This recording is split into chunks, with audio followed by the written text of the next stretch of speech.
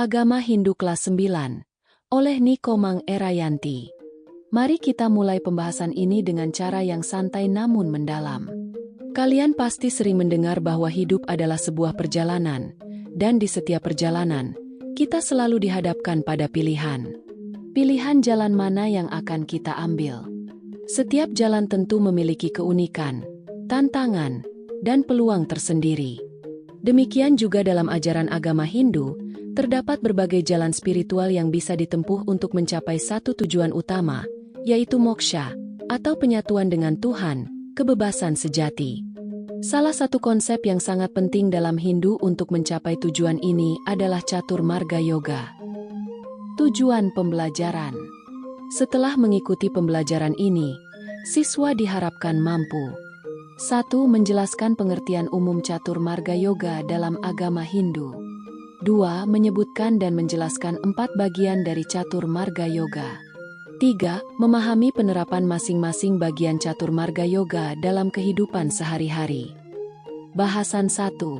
Pengertian.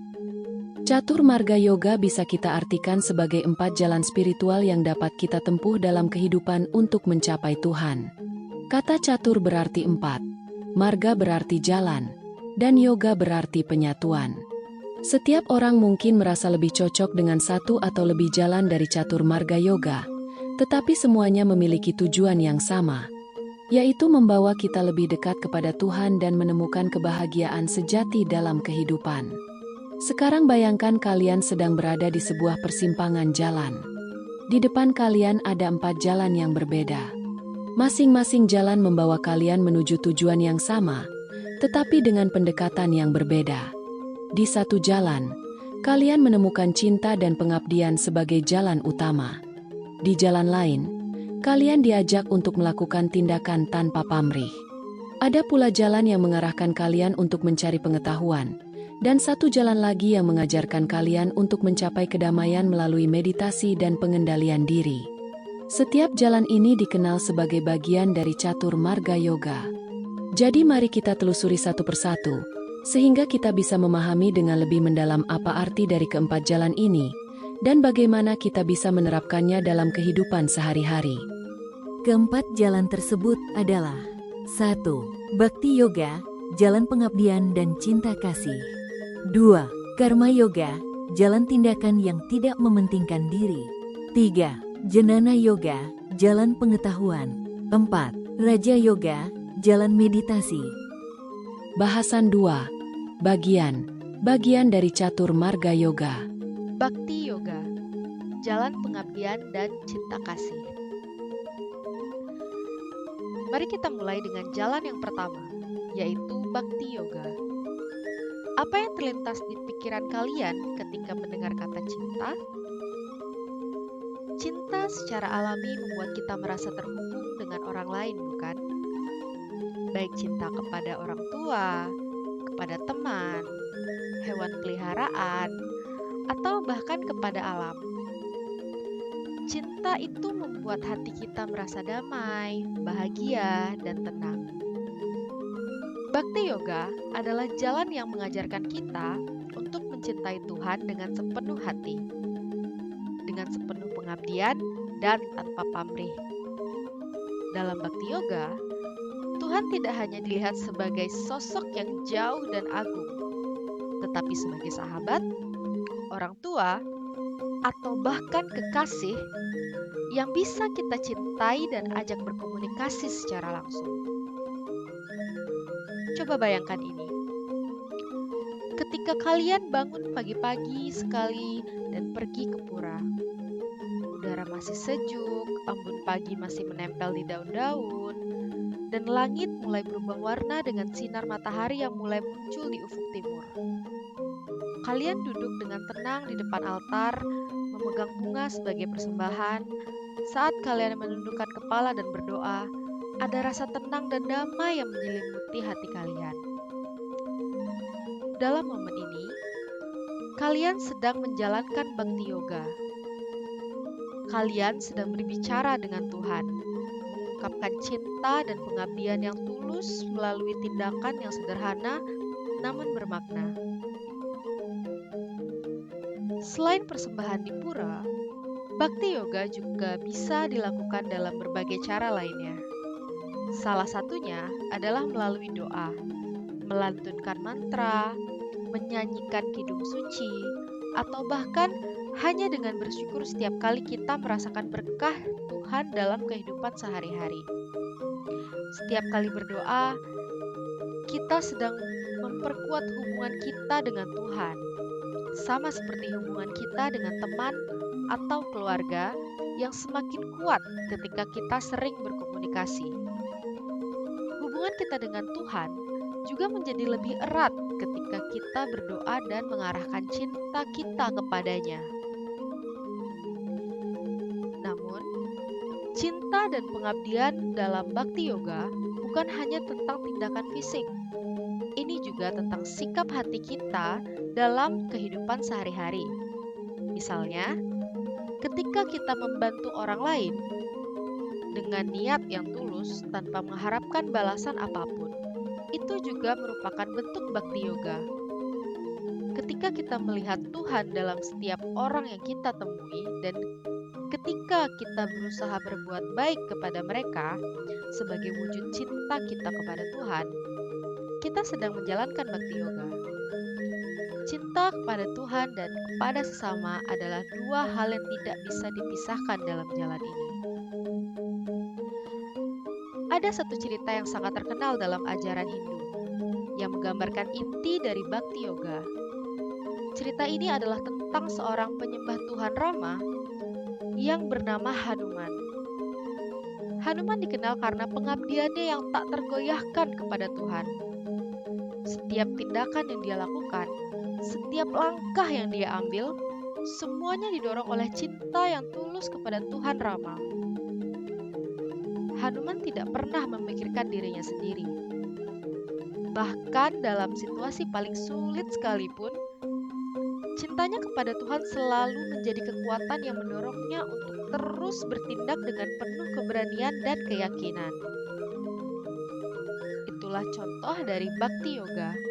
Ketika cinta dan pengabdian kita kepada Tuhan menjadi sumber energi dalam tindakan kita, maka kita berjalan di jalan bakti yoga.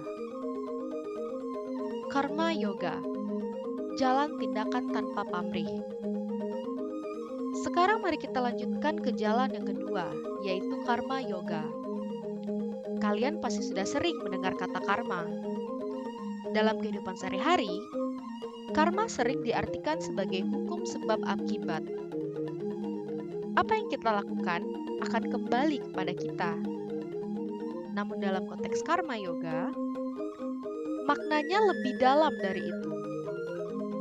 Karma yoga mengajarkan kita untuk melakukan tindakan yang ikhlas tanpa terikat pada hasil dari tindakan tersebut. Fokus dari karma yoga adalah pada niat yang murni di balik setiap tindakan kita. Misalnya, bayangkan kalian sedang belajar untuk ujian. Kalian belajar dengan sungguh-sungguh, tetapi bukan karena kalian ingin mendapatkan nilai yang bagus, melainkan karena kalian ingin benar-benar memahami materi pelajaran. Kalian ingin memberikan yang terbaik dari diri kalian dalam proses belajar itu. Dalam karma yoga, kita diajarkan untuk memberikan yang terbaik dalam setiap tindakan tanpa perlu khawatir tentang apa yang akan kita dapatkan dari hasilnya. Hasil akhir, apakah itu baik atau buruk, adalah sesuatu yang berada di luar kendali kita. Yang bisa kita kendalikan adalah usaha kita dan niat kita dalam melakukan tindakan tersebut. Ada satu cerita menarik dalam kitab Bhagavad Gita yang menjelaskan inti dari karma yoga. Ceritanya adalah tentang seorang pangeran bernama Arjuna yang harus berperang dalam sebuah pertempuran besar. Sebelum pertempuran dimulai, Arjuna merasa ragu-ragu dan bingung tentang apa yang harus dia lakukan. Dia merasa tidak sanggup untuk berperang melawan kerabat dan teman-temannya. Namun, Tuhan Krishna yang menjadi pembimbing spiritualnya memberikan nasihat yang sangat bijaksana. Krishna berkata bahwa Arjuna harus melakukan kewajibannya sebagai seorang ksatria, tapi dia harus melakukannya tanpa terikat hasil akhir. Arjuna harus bertindak dengan penuh tanggung jawab, tapi dia harus menyerahkan hasilnya kepada Tuhan. Inilah inti dari karma yoga, melakukan tindakan dengan niat yang murni dan membiarkan hasilnya berada di tangan Tuhan. Dalam kehidupan sehari-hari, kita juga bisa menjalankan karma yoga. Misalnya, ketika kita membantu seseorang, kita melakukannya bukan karena kita mengharapkan pujian atau imbalan, tetapi karena kita ingin berbuat baik. Ketika kita bekerja keras, kita melakukan bukan karena kita ingin mendapatkan penghargaan, tetapi karena kita ingin memberikan yang terbaik dari diri kita. Ketika kita hidup dengan sikap seperti ini, kita sedang menjalankan karma yoga. Kita fokus pada proses, bukan pada hasil. Dan melalui tindakan yang ikhlas seperti ini, kita mendekatkan diri kepada Tuhan. Jnana yoga atau jalan pengetahuan dan kebijaksanaan. Sekarang mari kita beralih ke jalan ketiga, yaitu Jnana yoga. Jnana yoga adalah pengetahuan dan kebijaksanaan. Ini adalah jalan yang mengajarkan kita untuk mencari pengetahuan sejati tentang diri kita sendiri, alam semesta, dan Tuhan.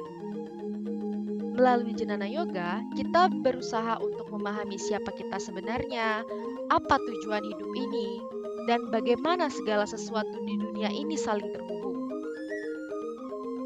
Bayangkan seorang filsuf atau seorang pemikir yang duduk merenung makna hidup. Mereka bertanya-tanya tentang pertanyaan mendasar. Siapakah aku? Apa tujuan hidupku ini? Bagaimana aku bisa memahami Tuhan? Dalam Jnana yoga, kita diajak untuk terus bertanya dan mencari jawaban atas pertanyaan-pertanyaan ini. Kita tidak hanya mencari pengetahuan dari luar, tapi juga dari dalam diri kita sendiri. Jnana yoga adalah tentang merenungkan dan meresapi esensi kehidupan melalui introspeksi dan pembelajaran mendalam. Salah satu cara untuk mempraktikkan Jnana yoga adalah dengan membaca kitab suci seperti Weda, Upanishad, Bhagavad Gita. Kitab-kitab ini penuh dengan kebijaksanaan yang mendalam tentang kehidupan dan hubungan manusia dengan Tuhan. Namun, Jnana yoga bukan hanya tentang membaca dan mengumpulkan pengetahuan dari luar. Lebih penting lagi, ini adalah tentang merenungkan makna dari ajaran tersebut dan bagaimana kita bisa menerapkannya dalam kehidupan sehari-hari. Misalnya, salah satu ajaran penting dalam Jnana yoga adalah konsep bahwa segala sesuatu di alam semesta ini saling terhubung.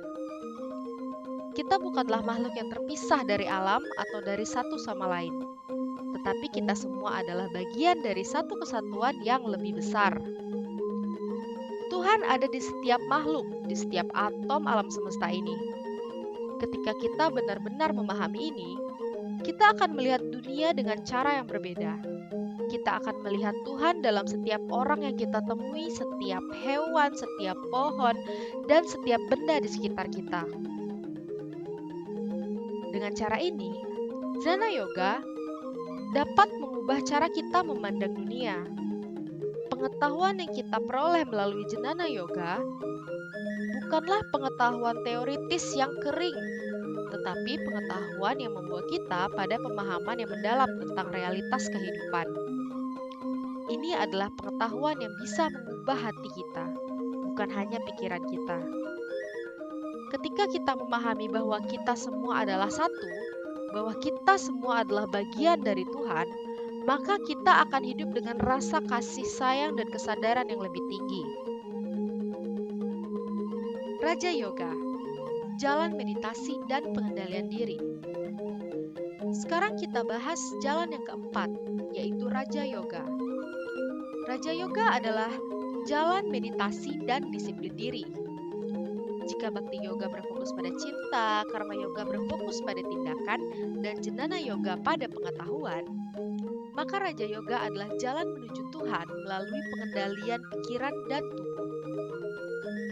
Dalam kehidupan sehari-hari, Pikiran kita seringkali seperti air yang berombak, tidak stabil dan selalu bergerak.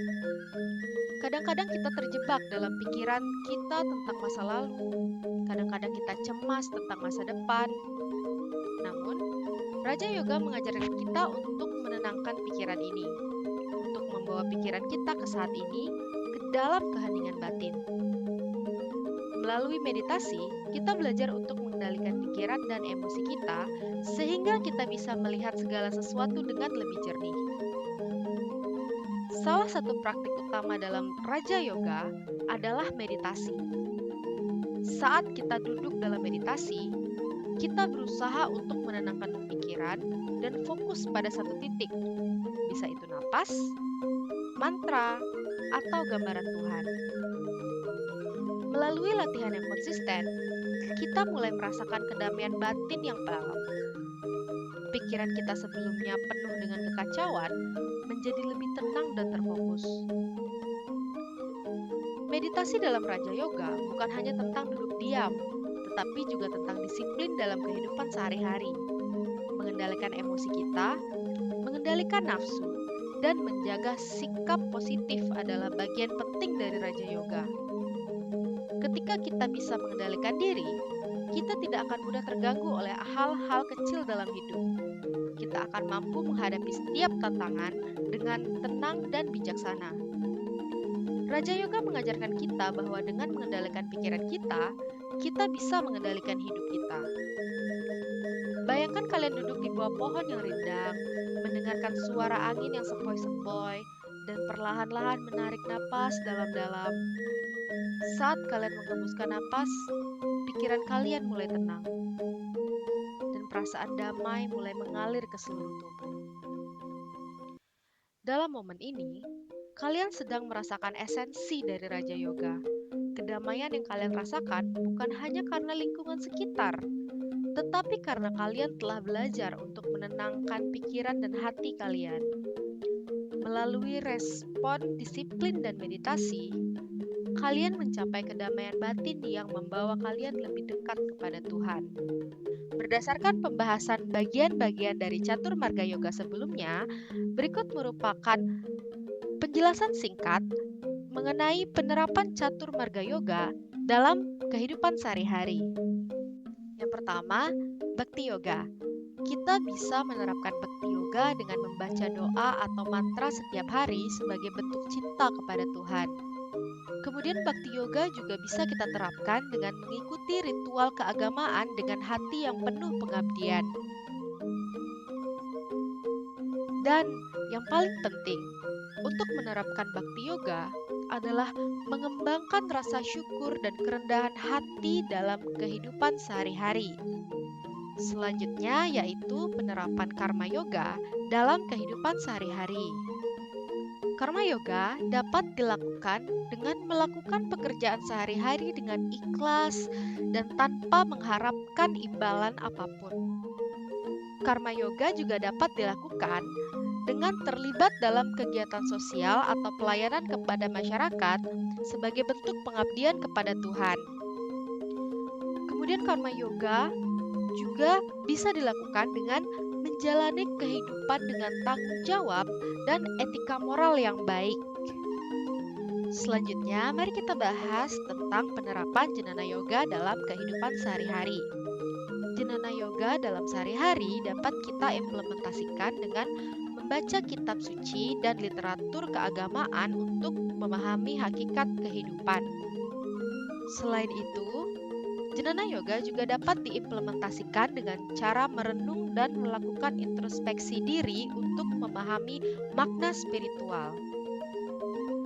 Selain itu, Jnana Yoga juga dapat diimplementasikan dengan mendiskusikan ajaran-ajaran agama dengan guru atau komunitas spiritual. Selanjutnya, berikut merupakan penerapan Raja Yoga dalam kehidupan sehari-hari. Dalam kehidupan sehari-hari, Raja Yoga dapat diimplementasikan dengan cara berlatih meditasi setiap hari untuk menenangkan pikiran dan mengendalikan emosi. Raja Yoga juga dapat terpancar dengan cara kita mengatur rutinitas harian yang seimbang untuk menjaga kesehatan fisik maupun mental. Selain itu, Raja Yoga juga dapat diimplementasikan dengan mempraktikkan disiplin diri dalam pengendalian nafsu dan keinginan duniawi. Kita telah sampai pada penghujung pembelajaran pada kali ini, yaitu menyimpulkan apa-apa saja yang sudah kita pelajari sebelumnya, yaitu menemukan jalan yang tepat untuk diri kita. Setelah kita membahas keempat jalan dalam Catur Marga Yoga, mungkin kalian bertanya-tanya, jalan mana yang harus saya pilih? Jawabannya adalah tidak ada jalan yang lebih baik atau lebih buruk dari yang lain. Setiap jalan memiliki keunikan dan kekuatannya masing-masing. Dan kalian bebas memilih jalan mana yang paling sesuai dengan diri kalian. Bahkan, banyak orang yang menggabungkan lebih dari satu jalan dalam perjalanan spiritual mereka. Jika kalian merasa lebih terhubung dengan cinta dan pengabdian kepada Tuhan, maka mungkin Bhakti Yoga adalah jalan yang cocok untuk kalian. Jika kalian lebih suka berfokus pada tindakan yang ikhlas dan kerja keras, maka Karma Yoga bisa menjadi pilihan. Jika kalian sedang merenungkan pertanyaan-pertanyaan mendalam dan mencari pengetahuan sejati, maka Jnana Yoga mungkin adalah jalan kalian. Dan jika kalian tertarik pada meditasi dan pengendalian diri, maka Raja Yoga bisa menjadi jalan yang kalian tempuh. Namun, yang paling penting, apapun jalan yang kalian pilih, semuanya akan membawa kalian pada tujuan yang sama, yaitu moksa, kebebasan sejati, dan penyatuan dengan Tuhan. Catur Marga Yoga mengajarkan kita bahwa tidak ada satu cara yang benar atau salah dalam mencapai Tuhan. Setiap orang memiliki jalannya tersendiri-sendiri, sesuai dengan sifat dan karakter masing-masing. Jadi pilihlah jalan yang paling sesuai dengan hati kalian dan jalani dengan penuh kesadaran dan niat yang tulus. Melalui jalan ini, kalian akan menemukan kedamaian, kebahagiaan, dan yang paling penting, hubungan yang lebih dalam dengan Tuhan. Sekian pembelajaran tentang Catur Marga Yoga untuk kelas 9 hari ini. Terima kasih. Om Santi Santi.